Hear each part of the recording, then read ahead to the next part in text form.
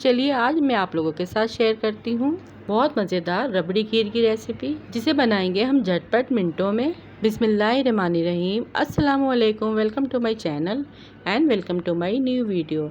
जहाँ रहें खुश रहें हेल्दी रहें, आप सबका मेरे चैनल रेसिपी बाय मी में वेलकम है। आज जो मैं आप लोगों के साथ खीर की रेसिपी शेयर करने जा रही हूँ, नहीं तो इसमें कंडेंस मिल्क का इस्तेमाल करूँगी और ना ही खोया ऐड करूँगी और ना ही तो रबड़ी ऐड करूँगी, लेकिन फिर भी ये इतनी मज़ेदार रबड़ी खीर बनके तैयार होगी। कोई भी मौका हो, ईद हो, रबीउल अव्वल हो या मुहर्रमुल हराम हो, खीर तो हर घर में बनती है। तो आइए इस आसान और मज़ेदार सी रेसिपी को बनाना स्टार्ट करते हैं। जिसे बनाने के लिए पतीली में सबसे पहले 1.5 लीटर दूध ऐड करेंगे।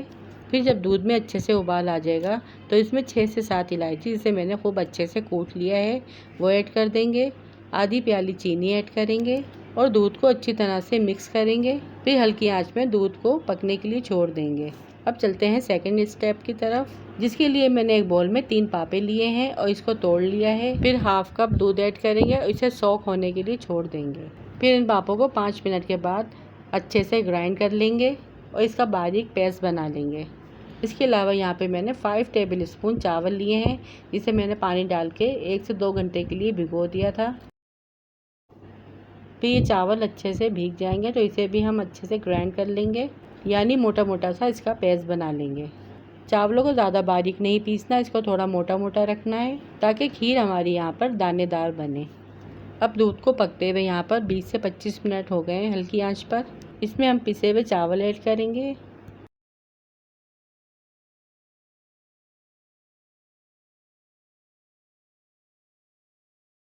चावल ऐड करने के बाद मुस्तकिल चमचा चलाते रहेंगे ताकि चावल हमारे नीचे लग ना जाए, और हल्की आंच में इसे चावलों के साथ पकने के लिए छोड़ देंगे। जितनी देर खीर यहाँ पर हमारी हल्की आंच में पकेगी उतनी ही मज़ेदार बनेगी। अब इसके बाद पैन में 2 टेबल स्पून घी ऐड करेंगे और फिर इसमें कुछ ड्राई फ्रूट्स ऐड करेंगे। ड्राई फ्रूट्स आप अपनी पसंद के ले सकते हैं। यहाँ पे मैंने नारियल, बादाम, किशमिश और पिस्ता लिया है। इसे हम घी में हल्का सा 2 मिनट के लिए रोस्ट कर लेंगे। फिर यहाँ पे मैंने 10 से 15 बादाम, जिसका मैंने बारीक बारीक चूरा बना लिया था, वो ऐड कर देंगे। यहाँ पे सिर्फ मैंने बादाम का चूरा खीर में ऐड किया है, बाकी जो ड्राई फ्रूट्स मैंने रोस्ट किए हैं वो ऐड नहीं करूँगी। और ये देखिए खीर को यहाँ पे पकते हुए तकरीबन 1 से 1.5 घंटा हो चुका है।